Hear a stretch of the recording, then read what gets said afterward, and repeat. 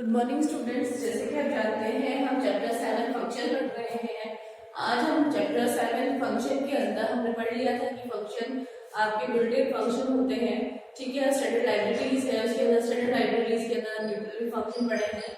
इसके बाद में बात करी थी कि मॉड्यूल्स के क्या होता है। ठीक है, मॉडल क्या होता है हमारे पास? मॉडल होता है हमारे पास ग्रुप ऑफ फंक्शन। जो हमने फंक्शन बनाया है अलग अलग फंक्शन को, बहुत सारे फंक्शंस का आपकी ग्रुपिंग को कहते हैं हम मॉड्यूल। और हम फंक्शन को क्या कहते हैं? Group of instruction. फंक्शन में हमने क्या, आपने एक फंक्शन बनाया, उसके नीचे नंबर ऑफ इंस्ट्रक्शन दिए थे, तो फंक्शन क्या था? ग्रुप ऑफ इंस्ट्रक्शन था। इसी तरह मॉडल क्या होता है? बहुत सारे फंक्शंस को बना मिला के एक आपका मॉडल तैयार किया जाता है। ठीक है, the program is divided into different part at different level. ठीक है, जितना भी प्रोग्राम्स है अलग अलग डिफरेंट पार्ट्स में डिवाइड होता है, क्योंकि एक प्रोग्राम आपके, जैसे हम छोटा सा प्रोग्राम बनाते हैं, उससे ज्यादा आपको आपके लेवल, जब आप लेवल बढ़ता है आपके प्रोग्राम्स का साइज भी बढ़ता है। ठीक है, इस तरह से हम उसको क्या है, प्रोग्राम को आपके अलग अलग हिस्सों में डिफरेंट पार्ट्स में डिवाइड कर सकते हैं, ताकि हम उसको फंक्शंस के, जैसे हम अलग अलग फंक्शन तैयार करें और उन फंक्शन को हम वापस रीयूज करना चाहते हैं तो हम हमारे प्रोग्राम में यूज कर सकते हैं। ठीक है, when some function created in a program and we want to reuse them in another program। Model क्या काम आता है, क्यों काम आता है? जब हमारे पास कुछ ऐसे फंक्शन बनाए हुए हैं और हमारे पास क्या होता है कि हमने बात करी थी फंक्शन क्यों बनाते हैं। फंक्शन हम बनाते थे कि उस फंक्शन को हम उस प्रोग्राम के अंदर कहीं और काम में ले तो उसको कॉल कर सकते हैं। कॉल करने के बाद हमारे पास कॉलिंग फंक्शन पे जाके इसकी टास्क परफॉर्म करता है। पर क्या हुआ कि हमारे पास फंक्शन तो बना तो आपके एक प्रोग्राम में है, पर उसको यूज हमें दूसरे प्रोग्राम में करना है। तो इसके लिए हमने क्या है, आपको यूज क्या करना है? मॉडल यूज करना है, ताकि वो मॉडल क्या है, आपको किसी भी प्रोग्राम में आपने अगर कोई मॉडल आपका रेडी कर रखा है तो उसको नेक्स्ट प्रोग्राम के अंदर जिसमें आपने कॉल किया है, इंपोर्ट किया है, वो उसमें आपको आ जाता है और उसको हम अपने टास्क परफॉर्म कर सकते हैं। Save those function under a module and reuse them. ऐसे फंक्शंस आपको एक प्रोग्राम में क्रिएट है और दूसरे प्रोग्राम में हम उनको काम में लेना है, तो उनको क्या करते हैं, हम एक मॉड्यूल के रूप में आपको बनाते हैं उन फंक्शंस को, ताकि हम उन्हें दूसरे प्रोग्राम्स में भी यूज कर सके। ठीक है, अभी मॉड्यूल बनते कैसे हैं? अब module is created as a Python. हमारा जो पाइथन का जो एक्सटेंशन है .py लगा के हम हमारे मॉड्यूल को क्रिएट करते हैं। File containing a collection of function definition. इसके अंदर आपको फाइल बनानी है और उसको सेव करना है .py से। तो वो क्या है, हमारे पास फंक्शन की डेफिनेशन का एक कलेक्शन होता है। ठीक है, तो हम उसको .py से, इसका आपको ये मान दी कि इसका एक्सटेंशन है। ठीक है, नेक्स्ट बात करते हैं the syntax to call import statement. अगर हम हमारे फंक्शन के अंदर का हमने मॉड्यूल बना लिया है और हमें उसे दूसरे प्रोग्राम में आपको यूज करना है, या फिर कह सकते हैं आपको काम में लेना है, तो उसको या तो हम कॉल, जैसे हम फंक्शन को कॉल करते थे, कॉल नाम से हो सकते हैं, पर हम उसको क्या करते हैं, इंपोर्ट करते हैं। इंपोर्ट मतलब एक प्रोग्राम से दूसरे प्रोग्राम में लेकर आता है। तो इसका सिंटैक्स क्या है? इंपोर्ट मॉड्यूल का नाम, जो मॉड्यूल का नाम है, एक से ज्यादा मॉड्यूल को भी हम हमारे एक प्रोग्राम में आके इंपोर्ट कर सकते हैं। ठीक है, बाद में बात करते हैं तो call a function of a module. अगर हमें चाहिए कि एक मॉड्यूल में क्या है, आपने मान लीजिए थाउजेंड्स ऑफ फंक्शंस बनाए हैं और हमें सिर्फ एक फंक्शन को वर्क करवाना है, या मोर देन 2 फंक्शंस हो सकता है कि हमें हाफ फंक्शंस को काम में लेना है या 4-5 फंक्शंस को काम में लेना है। तो हमें जब अगर हम उसको पूरे मॉड्यूल को हमारे इस प्रोग्राम में लेकर आएंगे, टाइम कंज्यूमिंग, स्पेस का ये रहता है, तो हम क्या करते हैं, जिस फंक्शन को हम उस प्रोग्राम में काम में ले रहे हैं या यूज कर रहे हैं, उस फंक्शन में सिर्फ इस फंक्शन को इंपोर्ट करने के लिए हम क्या करेंगे, उसको फिर से करेंगे हमारे मॉड्यूल के नाम से और उसको सेपरेट करेंगे किससे? डॉट ऑपरेटर से। जैसे कि मॉड्यूल का नाम लिखा है, हम मॉड्यूल को इंपोर्ट करने के लिए क्या करते हैं, इंपोर्ट मॉड्यूल। पर अगर हम इस मॉड्यूल में से सिर्फ एक ही फंक्शन को काम में ले रहे हैं, तो उस फंक्शन का नाम, ठीक है, जो फंक्शन को हमें काम में लेना है, उस फंक्शन का नाम हमें उसमें सिंटैक्स के साथ लिखना है। ठीक है, अब बात करते हैं हम हमारे बिल्ट इन मॉड्यूल्स के कौन से होते हैं। ठीक है, बिल्ट इन मॉड्यूल्स हमारे हैं मैथ्स, रैंडम और स्टैटिक्स। इनके बारे में हम अभी पढ़ेंगे। आई होप ये समझ में आया होगा कि आपको मॉड्यूल और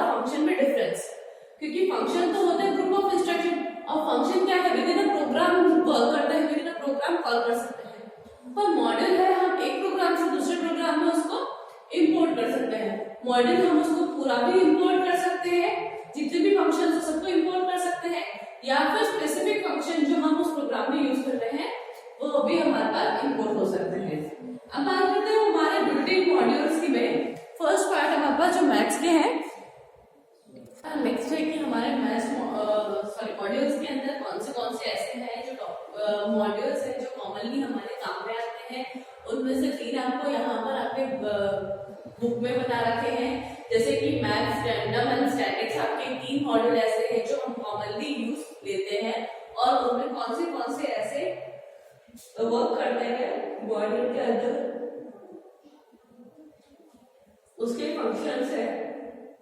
इसमें मोस्ट ऑफ फंक्शन ऐसे हैं जो कि हमारे क्या है, आपके फ्लोट वैल्यू रिटर्न करते हैं। ठीक है, अगर आप किसी इसके अंदर आप कोई सा भी फंक्शन यूज करेंगे, इन 9 में से कोई सा फंक्शन यूज करेंगे, तो मोस्ट ऑफ क्या होता है कि आपको जो भी रिटर्न वैल्यू आएगी वो क्या है, हमारे पास फ्लोट के अंदर आएगी। ठीक है, इसके बाद हम देखते हैं कि हमारा फर्स्ट जो है वो क्या है, maths.sim, और हमारे पास ये x क्या है, कोई भी ऐसा इंटीजर नंबर जो कि हमारे पास फ्लोट भी हो सकता है। ठीक है, हमेशा हमारे पास क्या है, इंटीजर या फिर फ्लोट वैल्यू है। अगर मैं यहाँ पर रखती हूँ कि हमारे पास ऐसे maths.sim और -4, ठीक है, तो हमें ये रिटर्न करेगा -4 ही रिटर्न करेगा। ठीक है, अगर हम इसकी जगह हम ये लिखते हैं कि माइनस के अंदर हम देखते हैं हमारे पास अप्रॉक्स निकालते हैं, हम कभी अप्रॉक्सीमेट वैल्यू जो निकालते हैं, अगर हम 7 के साथ निकालेंगे हम लिखेंगे 4.7। ठीक है, 4.7, तो ये क्या करेगा, आपके एक ग्रेटर नंबर लेगा। ठीक है, तो इससे ग्रेटर कौन सा हमारे पास 5, हमें क्या रिटर्न करेगा 5। अगर इसी के अंदर मैं ऐसा लिखूं maths.cell माइनस में अगर 4.7 लिखती हूँ तो ये क्या लेगा, -5 नहीं लेगा, -5 ना लेके क्या लेगा ये -4, क्योंकि -4 -5 से बड़ा है। ठीक है, तो हमेशा ये क्या नंबर देता है, आपके ग्रेटर नंबर देता है। ठीक है, तो जब सेल की बात आती है तो ग्रेटर नंबर लेता है। इस तरह से हम जब बात करते हैं फ्लोर की, सेल और फ्लोर में हमेशा क्या है, अगर इस सेल की जगह फ्लोर लिखा, ठीक है, कोई सा भी आपने इंटीजर दिया 4.4 दिया 4.7 या 4.3, तो ये क्या एक बढ़ाएगा नहीं, एक कम करेगा, तो ये क्या है 4, यहाँ पे 4.7 माइनस में होता तो क्या लेता है, ये इसमें होता तो क्या 4 लेता है, और इसमें लेकर क्या है -5, क्योंकि इसमें क्या है वो हमेशा स्मॉलर एक नीचे देगा स्केल में। आपका जो फर्स्ट जो हमारे पास सेल है वो स्केल के अंदर हमारे पास जब हम काउंट करेंगे एक ऊपर की तरफ शिफ्ट करता है। ठीक है, इंटीजर वैल्यू आपको रिटर्न करता है। और जब बात फ्लोर की आती है तो वो क्या है, स्केल के अंदर हमें एक स्टेप नीचे की तरफ हमें रिस्पॉन्स करता है, जो उसका रिटर्न वैल्यू होती है हमारे पास एक नीचे की आती है। नेक्स्ट बात करते हैं मैथ्स f और .FABS। अब ABS का मतलब क्या है, ये हमारे पास एब्सोल्यूट वैल्यू है। एब्सोल्यूट वैल्यू से पहले मैंने जब आपको बताया था तो रिटर्न में था मैथ डॉट, इसके अंदर जो भी पॉजिटिव या नेगेटिव है, नेगेटिव क्या हो जाएगा हमारे पास पॉजिटिव में हो जाएगा, पॉजिटिव है तो पॉजिटिव में रहेगा, तो हमें वो क्या रिप्लाई कर रहा है, हमें क्या रिटर्न कर रहा है, आपका एक पॉजिटिव नंबर। नेक्स्ट हमारे पास इसके अंदर फैक्टोरियल की, फैक्टोरियल क्या करता है, फैक्टोरियल हमारे पास जैसा कि इसका नाम है वो फैक्टोरियल निकालता है। अब हम बात करते हैं कि यहाँ पे कि m डॉट फैक्टोरियल, फैक्टोरियल में क्या है हमारे पास कोई भी आपके नंबर हो सकता है, जैसे मैंने लिखा 4, तो 4 का फैक्टोरियल वैल्यू क्या होगी, तो 4 की फैक्टोरियल वैल्यू है 1 मल्टीप्लाई 2 2 3 4 6 4 जा 24, तो इसकी फैक्टोरियल की वैल्यू क्या है 24।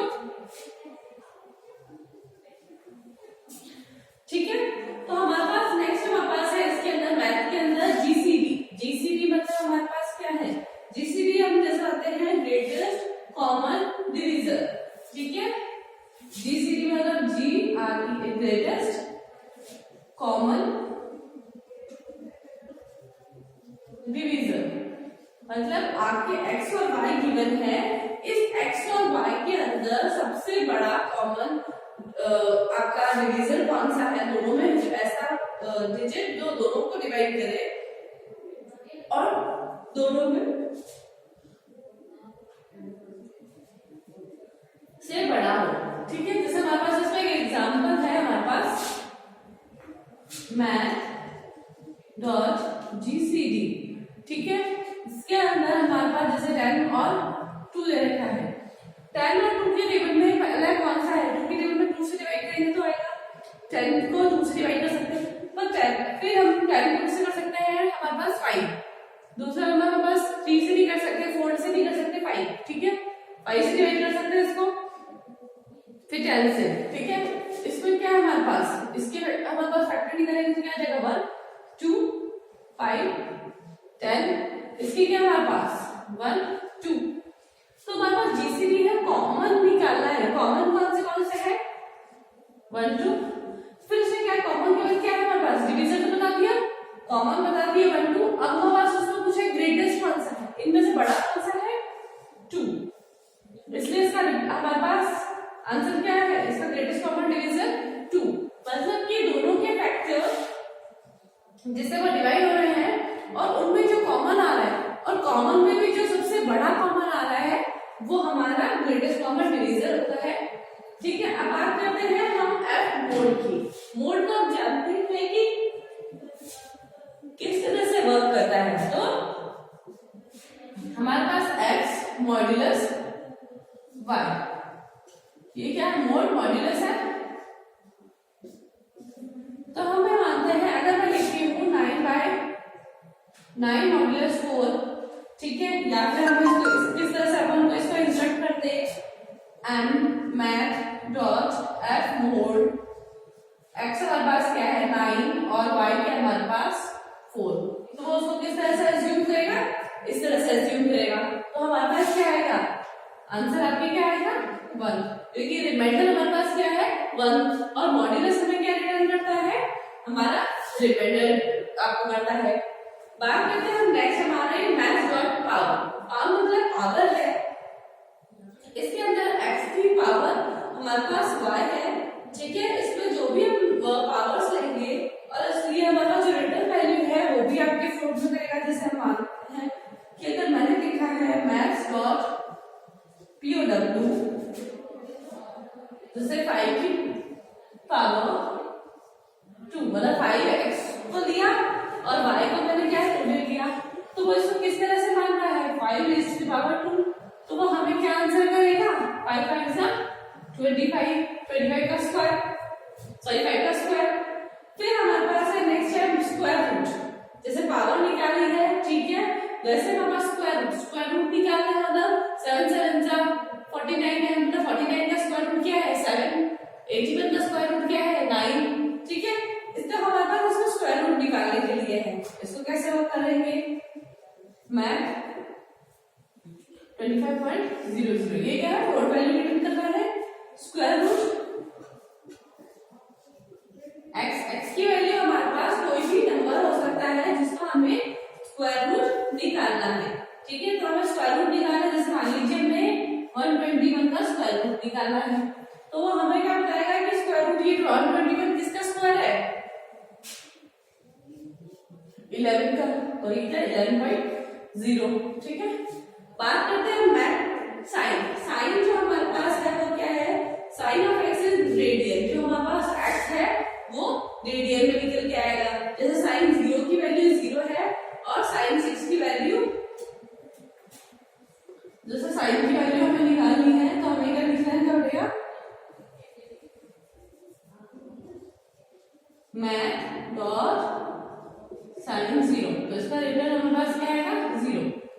तो हमने देखा कि हमारे पास जितने भी मैथ की जो कैलकुलेशन है, ठीक है, जैसे हमारे पास एब्सोल्यूट हुआ, ठीक है, फ्लोर और सीलिंग दोनों सेम है, तो सीलिंग क्या है आपके स्केल में 1 स्टेप अहेड आपको रिस्पॉन्स करता है या फिर रिजल्ट शो करता है ये, और आपके मैथ्स डॉट फ्लोर क्या है आपके स्केल से 1 स्टेप नीचे की तरफ आपको रिजल्ट शो करता है। एब्सोल्यूट में आपको जो भी साइन है उसको प्लस में चेंज करता है, प्लस प्लस में रहेगा, माइनस है तो उसको एब्सोल्यूट से प्लस में चेंज कर देगा। फैक्टोरियल आपकी जो भी वैल्यू है उसका फैक्टोरियल निकाल के देगा आपको maths.gcd। जीसीडी में हमारे पास दो आपके वैल्यूज है, दोनों में क्या है एक डिवीजन निकालना है, ग्रेटेस्ट कॉमन जो सबसे बड़ा है कॉमन है, ठीक है, वो निकालने के लिए हमें देख लिया था। फिर हमारे पास मोड मॉड्यूलस यूज करना है जिसके अंदर हमें रिजल्ट क्या मिलता है, एक आपका रिमाइंडर। पावर है हमारे पास, इसको कैलकुलेट करने के लिए raise to the power x raise to the power y होता है। मैक्स स्क्वायर रूट के अंदर क्या है, ये किसका स्क्वायर है, मतलब किसका स्क्वायर है वो हमें रिप्लाई करता है। 120 किसका स्क्वायर है, 11 का। नेक्स्ट हमारे पास मैक्स साइन, साइन की वैल्यू क्या है इसमें हमारे पास रेडियन में हमें वो कैलकुलेट करके देता है। इसके बाद हम बात करते हैं हमारे पास नेक्स्ट मॉड्यूल जो कि है हमारे पास रैंडम। रैंडम मतलब कोई भी, ठीक है ना, हमारे पास किस तरह से बीच में कोई सी वैल्यू वो एक्सेस कर सकता है। सो हमारा नेक्स्ट मॉड्यूल है हमारे पास रैंडम मॉड्यूल। तो रैंडम मॉड्यूल को हम क्या है आपको इंपोर्ट किस तरह से करना है, इंपोर्ट रैंडम लिखना है हमें सिर्फ, ठीक है। इसमें आपके 4 है रैंडम, 2 3 4, ठीक है, 4 रैंडम्स आपके अवेलेबल है आपके बुक में, ठीक है। अब हम बात करते हैं random dot random. Random dot random, और ये हमारे पास क्या होता है, एम्प्टी होता है इस फंक्शन, इसके अंदर हम कोई भी वैल्यू पास नहीं करते हैं। इसकी वैल्यू हमेशा क्या होती है, इसको वॉइड बोलते हैं, नो आर्ग्यूमेंट होता है। इसके अंदर real number float in range 0 to 1। आपकी जो रेंज होती है इसके अंदर आपकी होती है 0.0 to 1।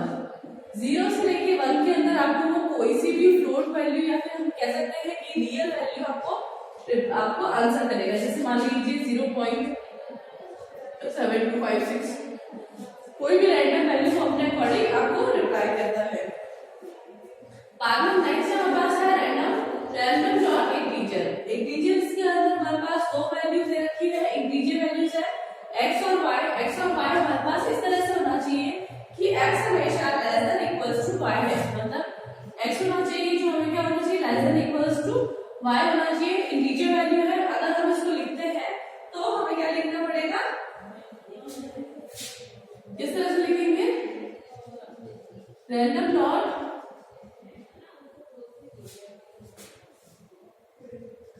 इंटीजर और x और y, मतलब जिस रेंज के अंदर हमें वो निकलना है, और x क्या होता है y से छोटा या फिर उसके बराबर होना चाहिए। जिसमें हम 4 और 8 लिया तो वो हमें क्या करेगा, 4 और 8 के बीच में कोई सी भी रेंज जैसे हमें पास रिप्लाई कर देता है 5 6 7, ठीक है, वो आपको आंसर कर सकता है।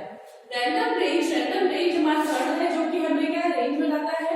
और ये y जो कौन सी वैल्यू होती है, y हमारे पास क्या है, स्टॉप वैल्यू, जहां पर हमारे पास वैल्यू को स्टॉप करना है। अगर हम रैंडम डॉट रेंज करेंगे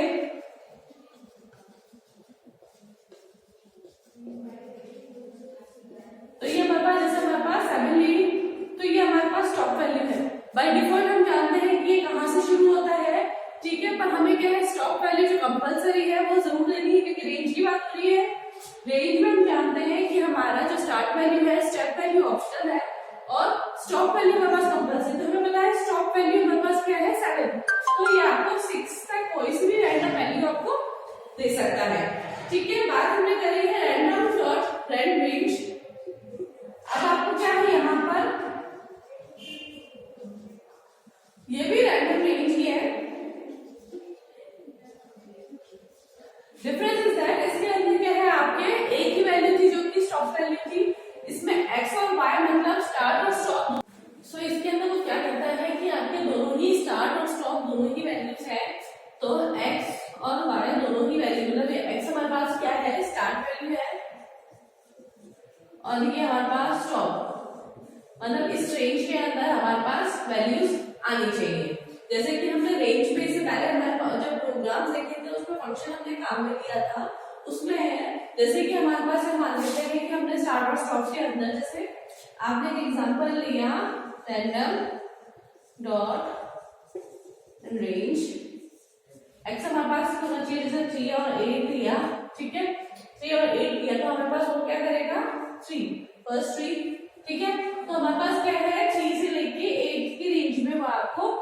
भी आपको आउटपुट में शो कर सकता है।